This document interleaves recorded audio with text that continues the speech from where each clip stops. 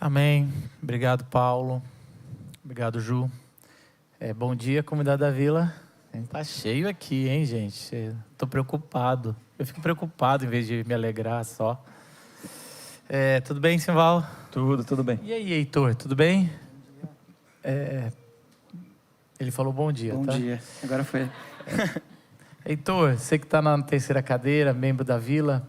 Em um minuto, quem é Heitor, para o pessoal conhecer? Bom, eu sou Heitor, então. Tenho 27 anos, sou filho da Rosana e do Milton. Sou natural e criado lá em São Bernardo do Campo. Sou recém-formado em Educação Física, mas hoje eu trabalho numa área administrativa lá na Missão Portas Abertas. Então, acho que basicamente é isso. E a gente chegou aqui na Vila, sou esposo da Júlia, do Ministério lá do Infantil, e a gente chegou na Vila porque eu sou de São Bernardo, a Júlia é de Guaianazes, a gente foi morar no centro de São Paulo para ficar perto das duas famílias. Tinha alguns amigos nossos que vinham aqui já de São Bernardo, e a gente veio, conheceu, gostou, e a gente ficou até hoje aí. Então, acho que é isso. Tem um detalhe importante. O Heitor é um dos membros aqui da Vila que foi voluntário lá no Rio Grande do Sul, agora, recentemente. Então, aproveito para agradecer a contribuição, porque aqueles que contribuíram, né, a gente, na fase aguda da crise lá, a gente mandou R$20 mil para comprar produtos de limpeza, basicamente. Nós vamos fazer isso novamente agora no mês de julho. E o Heitor esteve lá, então ele viu de perto todo esse sofrimento, né? E teve outros voluntários também que estiveram lá. Gente, a gente está no final da nossa série, Nem Tão Perfeitos, é a última palavra, e essa semana encerra os pequenos grupos. Então é a última vez que eles se reúnam. Depois a gente vai para o mês de julho, é o mês onde a gente, por querer, de propósito, dá uma pausa para quem está abrindo a sua casa ou para quem está organizando. E em agosto nós voltamos com outras séries. Então agora em julho, os pastores têm mais liberdade de preparar a pregação, no que estão sentindo no coração. E para quem gosta muito de igreja, a noite não é a mesma mensagem, então pode vir até 2 vezes na Vila se quiser. E é um tempo também muito, muito bom, onde a gente ouve a voz de Deus, mas sem essa continuidade. E ontem estava um casal falando para mim o tanto que essa série impactou a vida deles, o tanto que foi forte. E acho até mesmo como a gente tem crescido, o tanto que essa série foi boa nesses 4 meses. E como é importante a gente depois falar na forma prática nos pequenos grupos, né? E essa série, ela começou de um jeito e ela acaba de outro jeito. Aliás, as últimas 2, 3 pregações foram bem fortes emocionalmente, né? E eu quis preparar uma mais leve, mas se repetiu o que aconteceu no primeiro culto, vai capotar tudo de novo, já vai se preparando. Mas por que isso acontece? Por um motivo. O autor de Hebreus, ele começa trazendo sobre a fé e como a fé é importante no sentido de ela move montanhas, né? Então a gente leu que pessoas que não podiam ter filhos tiveram filhos por causa da sua fé, pessoas que o mar se abriu, e a gente viu histórias lindas, histórias de libertação, histórias de Raabe, que ela pôde salvar não só ela, mas a família dela. Como a fé, ela é poderosa, como a fé ela é algo importante que Deus nos dá, né? Só que no final do capítulo de Hebreus, o negócio começa a virar. E começa a falar de gente que a fé não salvou. Que mesmo tendo sofrido morte, perseguição, fome e tudo mais, eles ainda mantiveram na fé. E talvez seja por isso que esse final de série é um pouco mais forte para nós, porque também a gente se identifica com isso. Nem sempre a fé é esse lugar que te tira da zona de conforto. Às vezes, pela fé, você vai entrar numa zona difícil, num lugar complicado, no trabalho, na sua vida familiar, na sua vida espiritual, e você sabe que pela fé nem sempre vai ter dias melhores, tão cedo. E é isso que o capítulo final de Hebreus vai falar, mas graças a Deus vai dizer que essas pessoas também receberam de Deus o que tinham que receber e que nós somos pessoas que olhamos para trás e recebemos algo ainda melhor. Você pode abrir a sua Bíblia em Hebreus 11 e a gente vai ler do versículo 35 até o final, que é o 40. Hebreus 11, 35. Houve mulheres que, pela ressurreição, tiveram de volta os seus mortos. Uns foram torturados e recusaram ser libertados para poderem alcançar uma ressurreição superior. Outros enfrentaram zombaria e açoites, outros ainda foram acorrentados e colocados na prisão. Apedrejados, cerrados ao meio, postos à prova, mortos ao fio da espada. Andaram errantes, vestidos de pele de ovelhas e de cabras, necessitados, afligidos e maltratados. O mundo não era digno deles. Vagaram pelos desertos e montes, pelas cavernas e grutas. Todos esses receberam bom testemunho por meio da fé. No entanto, nenhum deles recebeu o que havia sido prometido. Deus havia planejado algo melhor para nós, para que conosco fossem eles aperfeiçoados. Que Deus ilumine a sua palavra para nós. Amém? Esse texto final vai contando tanto que essas pessoas, cerrado ao meio, né? Pela tradição, Isaías foi partido ao meio, o profeta Isaías. A gente vai vendo que uns foram apedrejados, outros sofreram açoites, zombarias. E aí chega e falava, o mundo não era digno deles. A gente pensa assim, que é uma coisa assim, eles eram tão elevados que o mundo não era digno. Mas o texto aqui quer dizer mais sobre o mundo não os trataram com dignidade. Então, muitas vezes é isso, a nossa fé vai levar que a gente, em vez de ser tratado bem, vai ser tratado mal. Não como dignidade, o mundo não era digno de ter essa turma. E aí, no final, vai falando que eles não receberam o que foi prometido.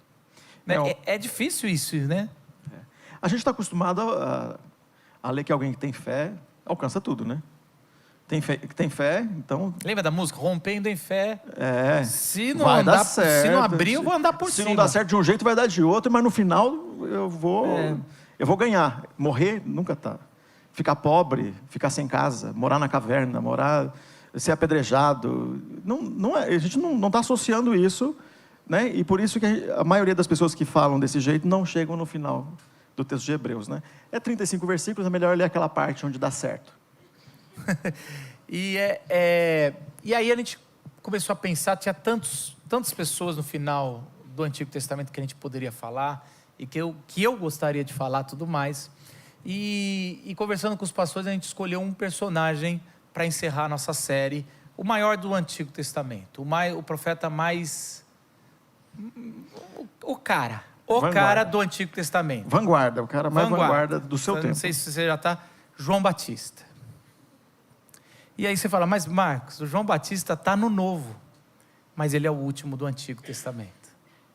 Se a Edna, há um tempo atrás, que sentou aqui na cadeira, ficou com dó de Moisés de olhar a terra prometida e não entrar, tipo assim, aquele final de filme dramático, ele está olhando lá e não vai entrar.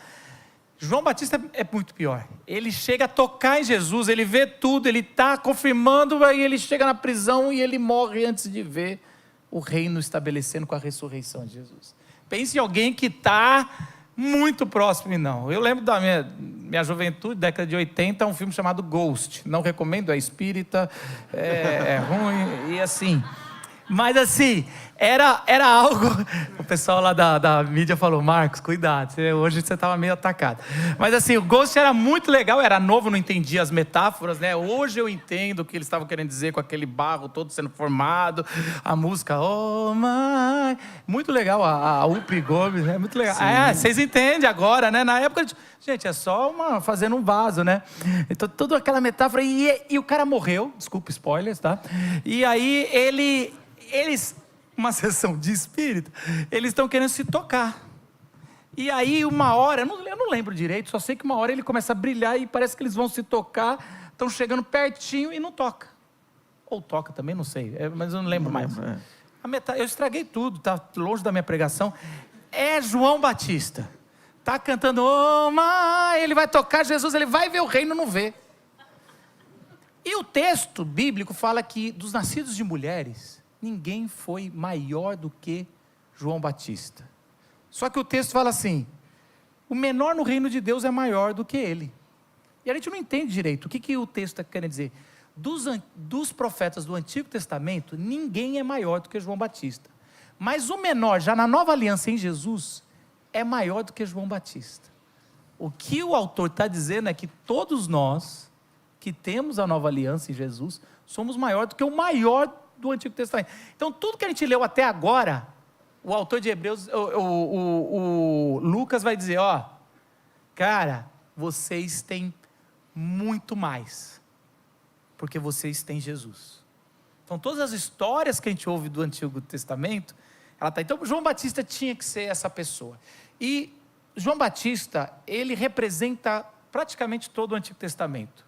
Tem várias referências dele em pessoas, é o que a gente chama de arquétipo, ou seja, os autores, os evangelistas, os 4 evangelistas, quando estão escrevendo as histórias ali, principalmente João Batista, está fazendo pequenas referências, ecos, alusões aos personagens do Antigo Testamento.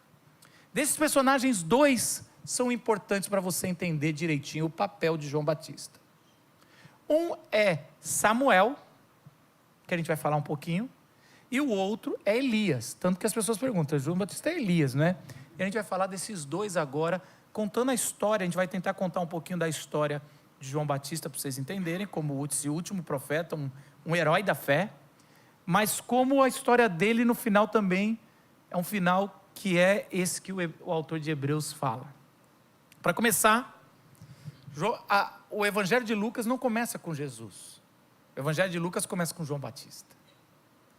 E o Evangelho de Lucas vai contar a história de dois casais, um casal idoso, Zacarias e Isabel, que ela é infértil, e que Deus responde à oração dela, que a gente sabe pelo cântico que ela faz, e dá um filho para ela na velhice.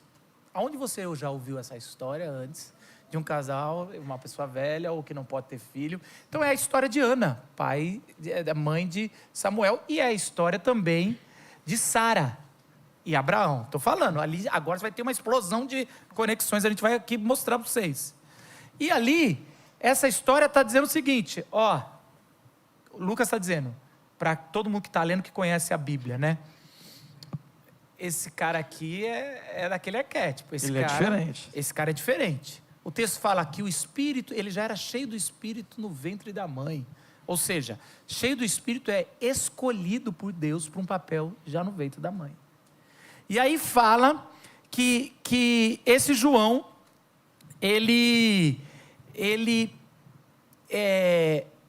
o Zacarias, o pai dele, é da tribo de Levi, mais especificamente da descendência de Arão. Quem é Arão? Arão é o sumo sacerdote, e da sua descendência, o primeiro sumo sacerdote, viriam todos os sumos sacerdotes, aquele que uma vez por ano podia entrar na presença de Deus e fazer o sacrifício ali para perdão de todo mundo. Então, ou seja, Zacarias, e fala que Isabel também eram descendentes do sumo sacerdote, e Zacarias recebe a notícia que vai ser pai de um prometido no sacerdócio, exercendo. O que Lucas está descrevendo? Está chegando o novo Samuel. Você lembra da história de Samuel? Ele é nascido de uma pessoa que não podia, ele vai para o templo e depois ele vai virar o sumo sacerdote. E ele tem um papel depois de sumo sacerdote ali, ou de quem está fazendo o sacerdócio, é encontrar o verdadeiro rei quando o povo pede um rei. O povo pede um rei segundo a sua imagem, ou segundo a imagem dos reis vizinhos, e Saul é o rei segundo o coração do povo. Mas Deus já estava escondido e revela a Samuel dizendo, eu tenho o meu rei segundo o meu coração, ou a minha vontade. E esse rei, você vai ungir, esse é o seu papel, e aí vai estar encerrado quando você vê quem é o verdadeiro rei. E esse é o papel de João Batista. E é interessante que no capítulo 2, Lucas vai falar o seguinte, naquela época tinha 2 sumos sacerdotes, Anás e Caifás. Se você já leu o Antigo Testamento, isso aí já... não pode ter 2 sumos sacerdotes. O que o evangelista Lucas está falando? Está tudo errado. Tem gente no lugar errado aí. Tem gente que fez acordo, e assim, um dos sumos sacerdotes é para agradar Roma, e o outro é para agradar o Herodes. Então Tá, os dois sumos sacerdotes fizeram um acordo que cada um vai ser vai exercer o sacerdócio em um ano e outro em outro ano. Virou um cargo, virou só status, virou uma jogada política. E o que Lucas está dizendo é: o sumo sacerdote já nasceu, que deveria ser, mas o Israel não quis o verdadeiro e estão ali jogando politicamente. E o que acontece com o sumo sacerdote de verdade, que é João Batista? Ele foi jogado para o deserto. O primeiro capítulo de Lucas fala que ele vai fugido para o deserto, vai viver no deserto.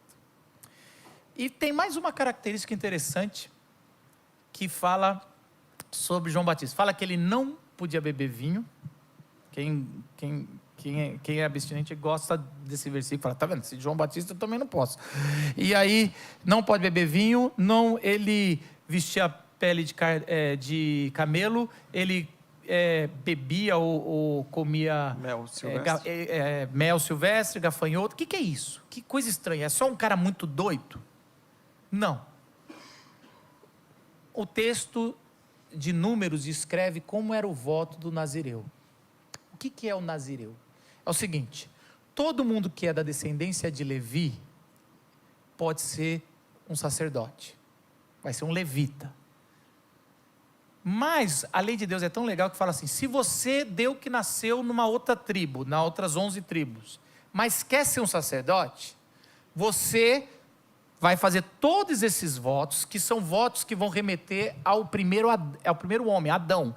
Então você vai viver fora da tecnologia da cidade, ou não vai beber bebida fermentada, ou não vai cortar o cabelo.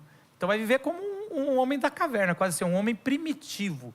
E você, através disso, vai comer comidas rústicas e vestir roupas muito simples. E através disso, de você viver como se você estivesse no Éden, o primeiro homem, você vai poder ser um sacerdote. Por que João Batista vive desse jeito, se ele já é da descendência de Arão? O que ele está dizendo é o seguinte, ou pelo menos o evangelista está montando o cenário aqui. Esse cara que foi jogado para o deserto, ele falou: eu não quero que nunca me acusem que eu não sou e não deveria ser o sumo sacerdote. Eu sou o sumo sacerdote e eu vou viver até o voto de Nazireu, porque eu sou o sumo sacerdote no deserto. Agora vamos falar de deserto, para a gente aterrissar a primeira parte da nossa mensagem.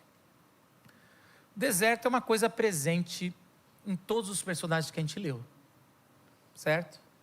A gente tem Moisés que vai para o deserto, a gente tem Elias que vai para o deserto, e o deserto a gente não pode glamorizar, porque o deserto é um lugar de fome, de escassez, de perigo, aonde estão as serpentes, que veio todo esse mal. Quando você tinha o sacrifício principal de Israel, um animal era sacrificado e outro era jogado para o deserto, porque era o lugar onde estava o mal representado. E todos os personagens, encararam o deserto como uma grande escola. É depois do deserto que os personagens ficam prontos e estão prontos para servir a Deus. Presta atenção nisso. Moisés, aquele mimadinho da corte, vai lá, acha que resolve matando as coisas. Ele foge para o deserto, depois de 40 anos no deserto, ele volta pronto para libertar o povo. Elias, aquele cara tão corajoso para enfrentar os 400 profetas de Baal, mais outros 400, enfrenta o rei Acabe, mas quando a esposa do rei Acabe, Jezabel, que a gente vai falar um pouco dela, fala: eu não gostei de você, eu vou pegar você. Ele foge correndo para onde? Para o deserto. E no deserto ele fica: tira minha vida, Senhor, não quero. Ele fica todo assim: ai, eu sou o único aqui, só eu. Aí Deus dá aquela bronca. Você já tomou uma bronca de Deus? Bronca de Deus dá uma humilhada, mano. Fala: você, para começar, você não é o único, tem 7.000 que não se prostraram. Você não é a cereja, meu amigo. 2, você vai agora para o deserto, até o Sinai, lá no Sinai, igual o seu antepassado Moisés fez, lá em cima, a gente vai conversar, e aí quando ele volta pronto. Deserto é isso. João Batista, ele some, a gente não sabe nada da história dele, assim como a de Jesus, o começo a gente sabe, depois a gente só pega no ministério. Só que quando ele volta muito popular, batizando no Rio Jordão, ou seja, o Rio Jordão representa a entrada da terra prometida, que é o que acontece em Josué.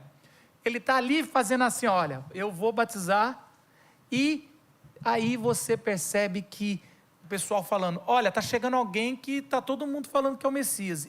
João Batista, ele fala, o que importa é que ele cresça e eu diminua. Ou seja, o deserto fez bem para João Batista.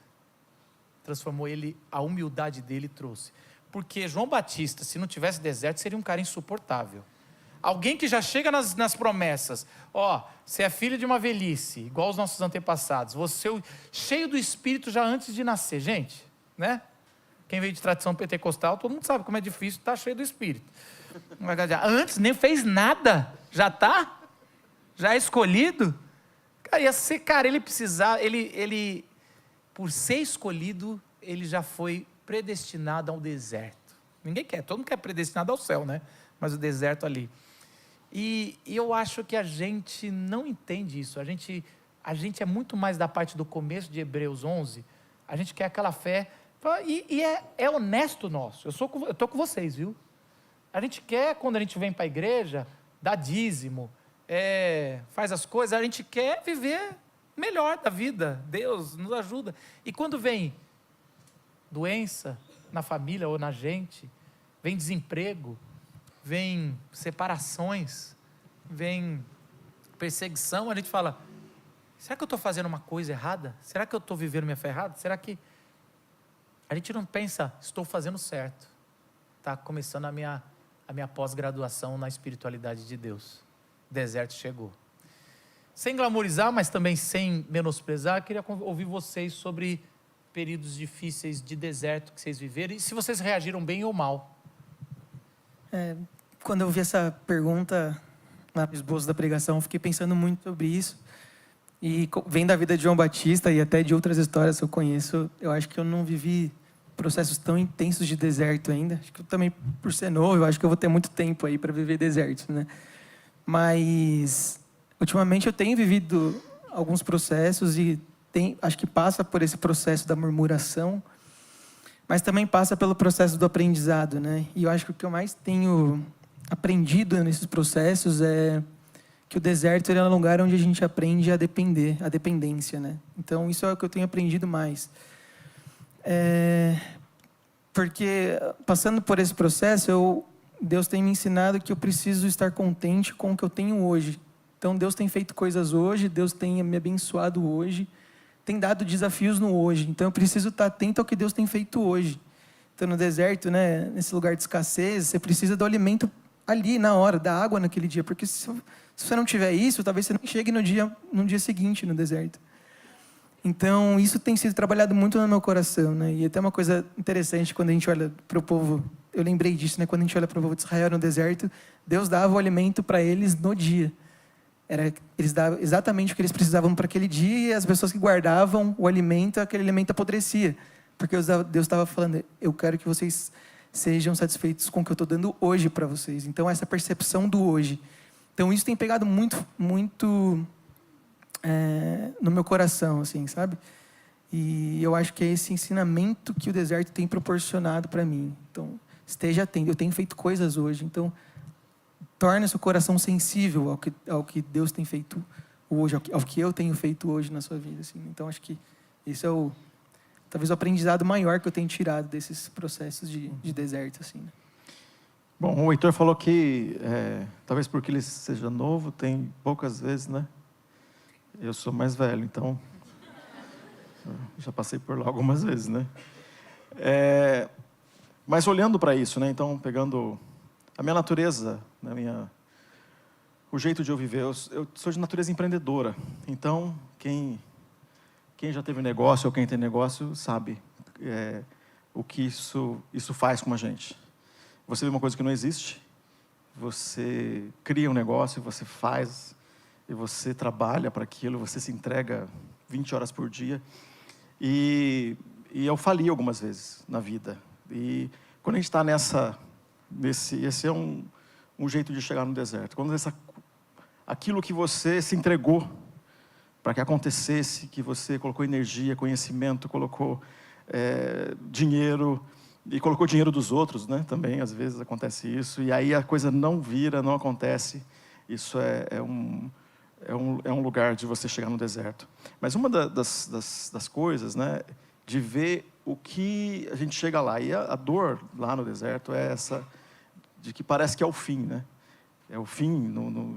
Então, imaginei em alguns momentos desses, não tem, né, daqui para frente, daqui não saio, né? Aqui eu vou ficar, ninguém vai mais acreditar em mim, eu nunca vou conseguir fazer mais nada. Mas esse é o lugar onde você vai encontrar as suas limitações, encontrar Deus, ou Deus vai te encontrar, talvez seja melhor, né, de falar assim. E eu, considerando, por exemplo, no primeiro negócio que eu tive, que deu só meio certo, né, não teve prejuízo de fato, né, eu vendi com algum resultado, mas é que a gente tem expectativa de muito resultado.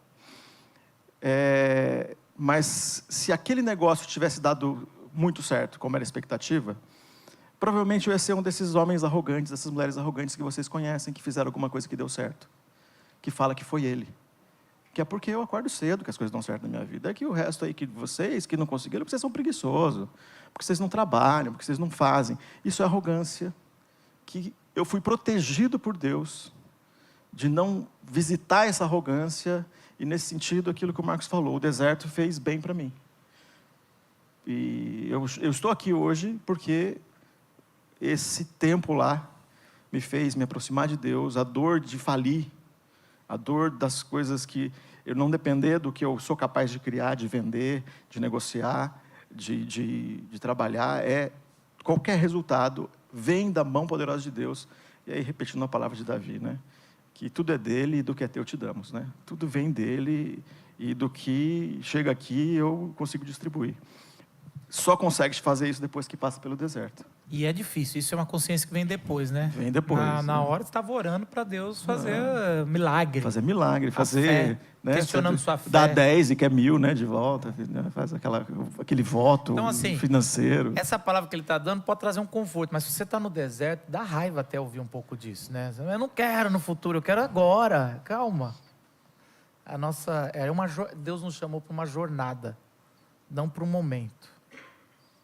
E é uma jornada. E é isso, é deserto. Ele tem os exemplos. Queria dizer que foi só uma vez, né? Ia ser legal.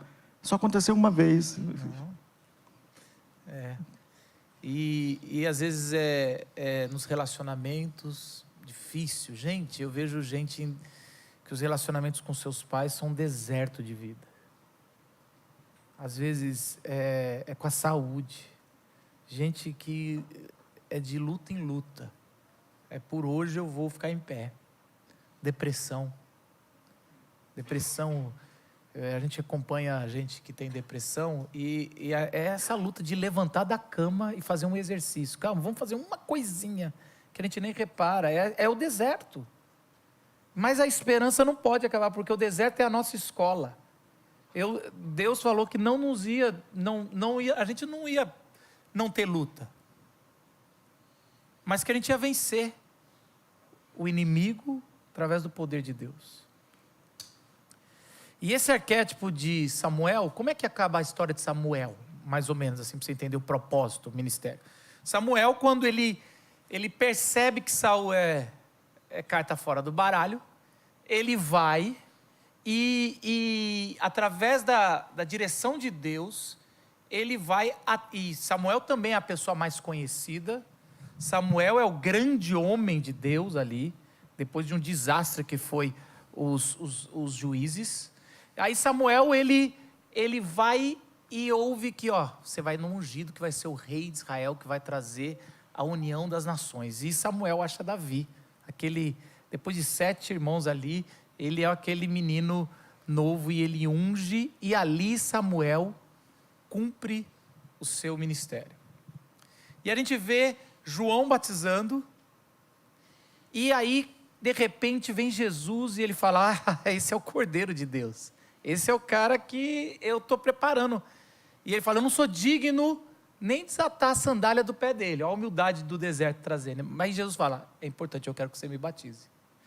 E isso, já vou aqui avisando, isso não é uma crítica não, é só trazendo. Geralmente os batistas têm um pouquinho de problema com esse texto, porque os batistas leem o texto que João batizava para arrependimento de pecados. Se você veio de tradição batista, você sabe, então, batismo é para o arrependimento de pecados e uma nova vida. De certa forma é isso sim, também.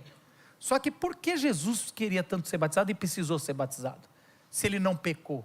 Isso é uma pergunta que eu recebo direto na internet. Porque o batismo não é só perdão, batismo é aliança. E batismo, nesse caso de Jesus, é do arquétipo da unção de rei.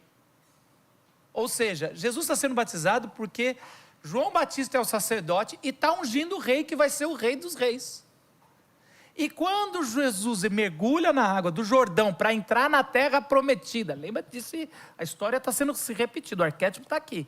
Ele, ao levantar, ele tem 2 testemunhas para confirmar que ele foi ungido. Deus fala, esse é o meu filho, e o Espírito Santo aparece como uma pomba. Ou seja, as 2 testemunhas para não ter questionamento. E ali João, ele percebe que cumpriu a sua função. Eu cumpri o meu chamado sacerdotal. Acabou.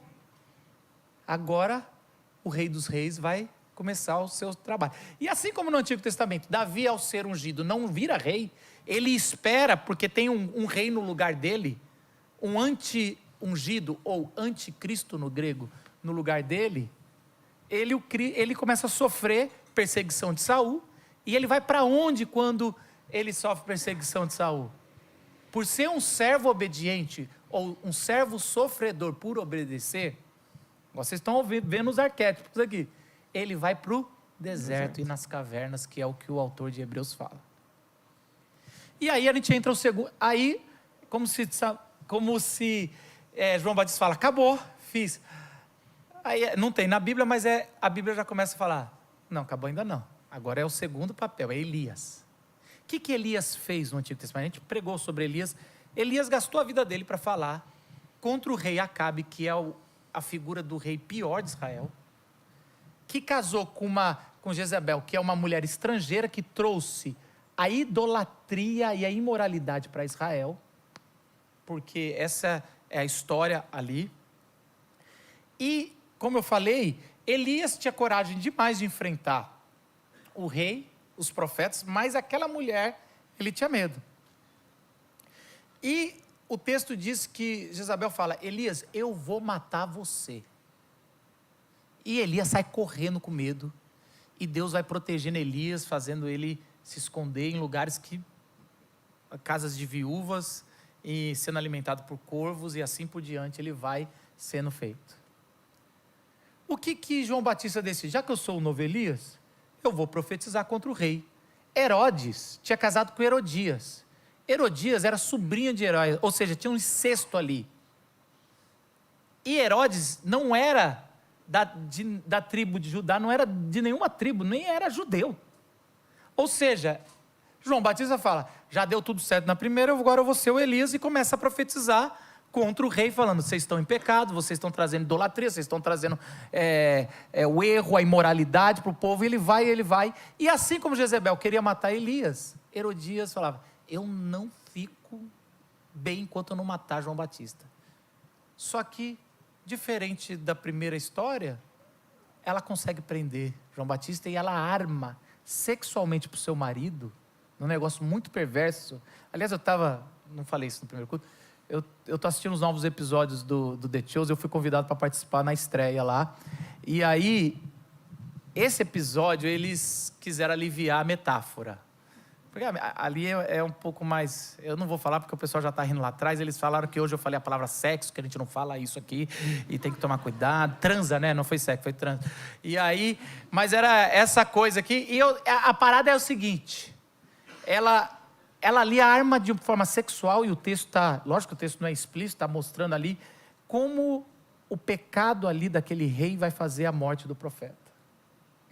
E ele cumpre a promessa, entregando a cabeça do profeta. Olha que crueldade. O incrível é que, o incrível não, o inacreditável, é que o maior homem nascido de mulher até ali, morre por um capricho aparente, né? Um capricho de uma menina, uma adolescente, né? Ela manipulada pela mãe, ela tem um pedido E fica uma coisa muito assustadora, né?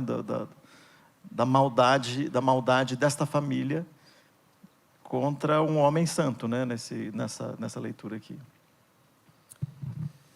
Um pouquinho antes dele ser morto, lá em Mateus 11, versículo 2, diz o seguinte: João, ao ouvir na prisão o que Cristo estava fazendo, enviou seus discípulos para lhe perguntarem: És tu aquele que haveria de vir, ou devemos esperar algum outro?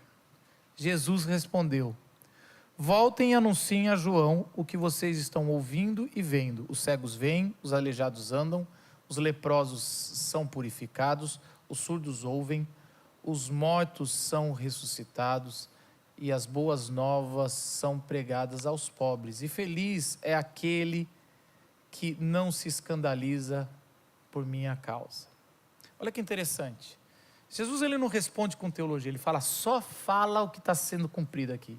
E tudo que ele coloca, sempre que alguém era curado em Israel, tanto que Jesus fala, vai no sacerdote e faz fala para ele, porque é o sacerdote que confirma o que está sendo, qualquer milagre que acontecia em Israel, e é o sacerdote que trazia a purificação das pessoas. O que Jesus está dizendo, avisa o sacerdote que as pessoas estão sendo purificadas, estão sendo libertas, os pobres estão sendo resgatados. E feliz é aqueles que não se escandalizam, não é escandalizar, feliz é aqueles que não tropeçam, não desistem porque estão vivendo dificuldades com o jeito que eu estou trazendo o meu reino. Presta atenção. O maior entre os profetas que esse mundo já viu, vendo Jesus sendo confirmado por voz de Deus e pelo Espírito Santo no batismo, tem uma crise de fé ao ponto de mandar a gente perguntar se é ele mesmo. E você acha que você vai viver sem crise de fé? Você acha que você é imune a ter uma fraqueza que te abala?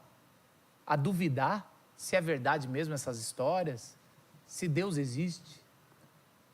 Gente, aonde a gente está aprendendo a viver a nossa fé? Por mensagens da televisão, da internet, ou pela palavra de Deus? Porque esses heróis da fé, eles estão ensinando a gente que a nossa fé vai ser cheia de altos e baixos. Tem horas que a gente acorda, fala assim, não, eu acredito em Deus, eu acredito até, qualquer coisa eu acredito.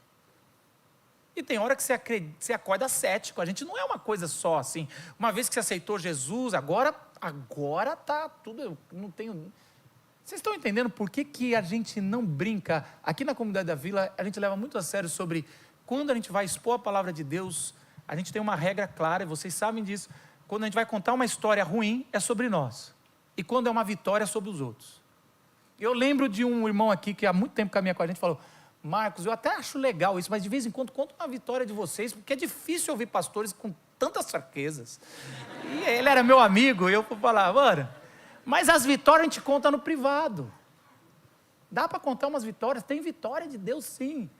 Mas se a gente começar a criar esse arquétipo que às vezes tem, que o pastor é perfeito, que o pastor não se abala, a gente está falando uma coisa que não é bíblica, gente. Vocês acham que eu não acordo de vez em quando, no meio da noite, e vou me questionando assim, será que isso tudo é verdade? Ou será que isso aqui não tem nada de verdade, e quando a gente morre é tudo escuridão e acabou? Só estamos inventando uma coisa para a gente poder... Vocês acham que eu não faço isso? Vocês acham que eu sei assim, uma vez que agora é para valer? Eu perco sonos. E aí eu falo, vou cantar Baruque para dar uma mergada. Nem Paulo não dá, porque senão vai lá para baixo. Você vai cantar Paulo. Arraiz.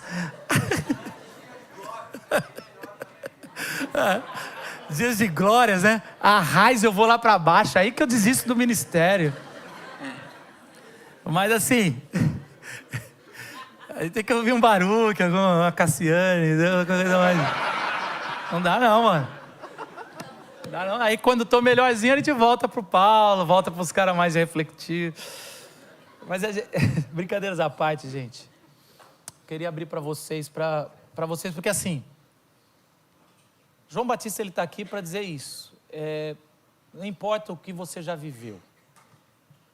Vigia, o deserto, as prisões nos trazem falta de fé. Mas assim como João Batista, a gente tem que recorrer ao lugar certo.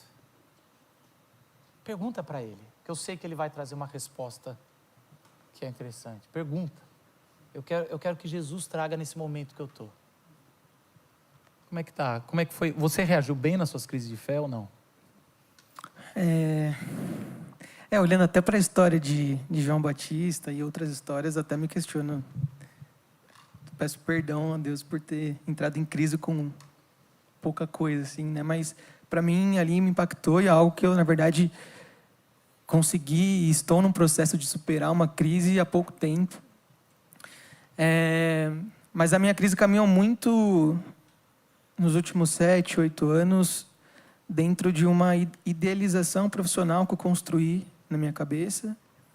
Só que essa idealização nunca se concretizou. Até hoje ela não se concretizou. E ao longo do tempo ia passando, eu ficava ansioso, eu falava, Senhor, eu quero muito alcançar esse lugar, eu acho que o Senhor tem propósito nisso. E as coisas nunca davam certo, os caminhos sempre se divergiam. E eu nunca alcançava esse lugar. Até que chegou no momento que eu comecei a me questionar. Eu falei, Deus, o Senhor não está me ouvindo então, não é possível. As coisas não saem do lugar, eu não consigo progredir nesse meu sonho, então o que está acontecendo, né? Será que eu estou orando em vão? Será que minha oração está subindo? Será que o Senhor realmente se preocupa com o meu coração, né? E até que chegou uma hora que eu falei, então, beleza, já que Deus não quer, eu vou fazer com minhas próprias mãos mesmo. Vou continuar lutando, mesmo sem ouvir nada de resposta de oração. Vou continuar, vou buscar. E você vai entrando, né? Nesse abismo, assim, nessa solidão espiritual, nesse vazio. E aí foi onde eu me encontrei, nesse lugar de profunda crise. E aí, parece que a minha crise ela entrou nesse segundo estágio, que foi quando Deus começou a ministrar no meu coração, e foi onde eu entendi que ao longo desses anos, principalmente depois de começar a me aprofundar nisso, Deus me mostrou que eu ao longo desse tempo fui construindo ídolos, esse ídolo no meu coração. Então eu sacrifiquei toda a minha vida, os meus últimos anos, em prol desse ídolo, da minha idealização profissional. E aí foi uma parte muito difícil, porque eu tive que confessar diante da Júlia, diante dos meus relacionamentos, dos meus amigos, e pedir perdão. Eu falei, eu coloquei a minha idealização profissional na frente de vocês. Era muito mais importante eu buscar a minha idealização do que pensar primeiro na minha família. Eu encontraria a minha felicidade, quem eu sou, quando eu estivesse lá. Aí sim eu posso servir a minha família. E com meus amigos a mesma coisa, e diante de Deus eu falei a mesma coisa. Eu falei, eu pedi perdão ao Senhor, porque eu falei, eu busquei primeiro a minha idealização, e eu só achei que eu seria feliz quando eu encontrasse esse lugar. E aí sim minha vida com o Senhor ia fluir.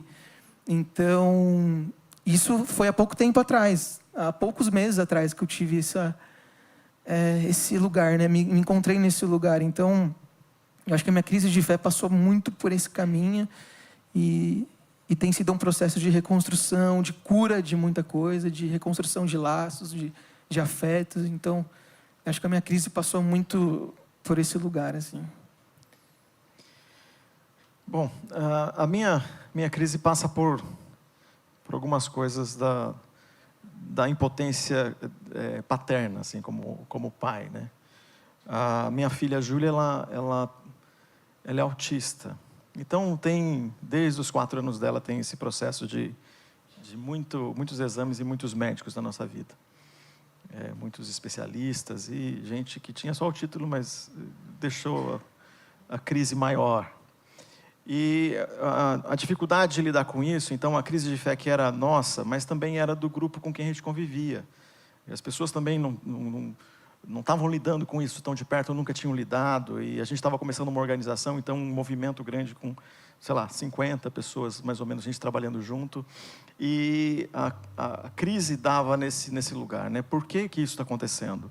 Porque vivendo, né, aquele momento, né, do curso de teologia, da ordenação para o ministério, estudando, fazendo tanta coisa, e de repente lidar com essa deficiência. Então, as pessoas também perguntando, né? E aí um montão de coisas que vem nesse campo que tem a ver com muita coisa ruim que a gente ouve. Agora, provavelmente, eu ouço menos, eu não sei, eu acho que a gente aprende a se proteger, então parece que não existe, mas para mim. Mas existe para muita gente que a gente conversa, dizendo, a gente vai orar e tua filha vai ser curada. E esse é um dos absurdos, né? De lidar com um filho com deficiência. Essa impotência de querer trocar de lugar e coisas que você... Então, muito desse lugar da crise de fé, ir para esse lugar e me sentir perdido, de crise de choro, né, na hora que tem um diagnóstico, e várias situações que vão por esse caminho. E o ponto da maior, eu acho, do maior momento disso,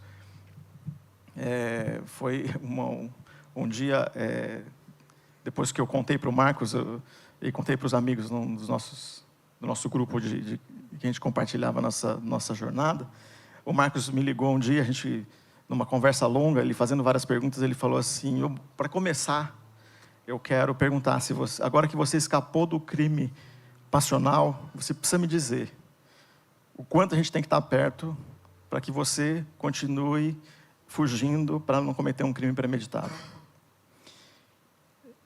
Ele estava se referindo a Júlia, minha filha, ela sofreu um abuso dentro da nossa casa. E como lidar com essa história?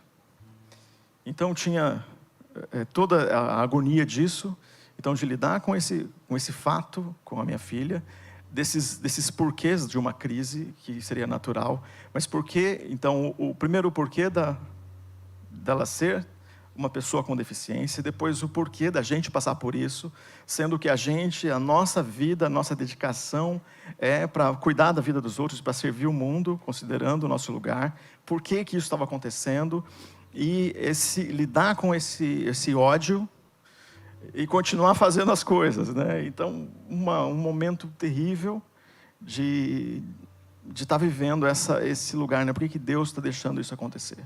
Por que isso está acontecendo comigo? Por que isso está acontecendo com a gente? E era um ataque contra a nossa família, mas também foi um ataque contra o nosso casamento, também foi um ataque, enfim, de muitas formas. E a vila cresceu bastante. Vários de vocês não participaram do Cura pela Palavra. Quem já participou do Cura pela Palavra já ouviu essa história.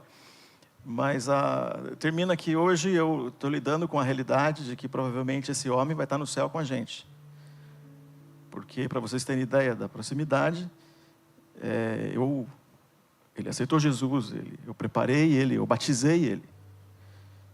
Então, eu não batizaria alguém que não tenha confessado Jesus, como aconteceu aqui hoje. E era tal a intimidade que é isso, dessas histórias que vocês conhecem. Então, chegar nesse ponto e ter a sensação de João Batista, né? Será que eu estou fazendo certo? Eu devo estar. E, gente, pela nossa cidade, né? Eu cresci na quebrada. Na quebrada a gente resolve essas coisas. Vocês sabem como é que a gente resolve. A gente sabe com quem falar. Até hoje. Esse homem está na cadeia. Até hoje. Uma conversa e algumas ligações, o mesmo jeito de resolver continua existindo. Então, a nossa crise de fé vai levar a gente para fazer umas perguntas do porquê. E a gente vai conseguir, né, fazer, graças a Deus, que dava para fazer como João Batista. Conversa com os amigos, e os amigos oram, os amigos vêm e falam, e fazem você lembrar quem você é, para você não se perder no meio dessa agonia que a vida traz. Provavelmente trouxe para alguns de vocês. Feliz é aquele que não achar em mim motivo de tropeço. No final das contas, nas nossas crises que estamos enfrentando e vamos enfrentar, são os amigos e a nossa fé em Jesus que vai nos ajudar a chegar firmes no final. O autor de Hebreus, ele começa o capítulo 12, complementando toda a nossa série. E diz assim os 3 primeiros versículos, Hebreus 12, 1 a 3. Portanto, também nós, uma vez que estamos rodeados por tão grande nuvem de testemunhos, ou testemunhas como o Simval é para mim, livremos-nos de tudo o que nos atrapalha e do pecado que nos envolve. E corramos com persistência a corrida que nos é proposta, tendo os olhos fitos em Jesus, o autor e consumador de nossa fé. Ele, pela alegria que lhe fora proposta, suportou a cruz, desprezando a vergonha, e assentou-se à direita do trono de Deus. Pense bem naquele que suportou tal oposição dos pecadores contra si mesmo, para que você e eu, para que nós não se cansemos e nem nos desanimemos. Jesus é aquele que nos garante que vamos chegar com essa fezinha pequena, do tamanho de um grão de mostarda, porque não é pelo tamanho da nossa fé, é porque quem é o nosso Cristo, Ele é suficiente, apesar das dores.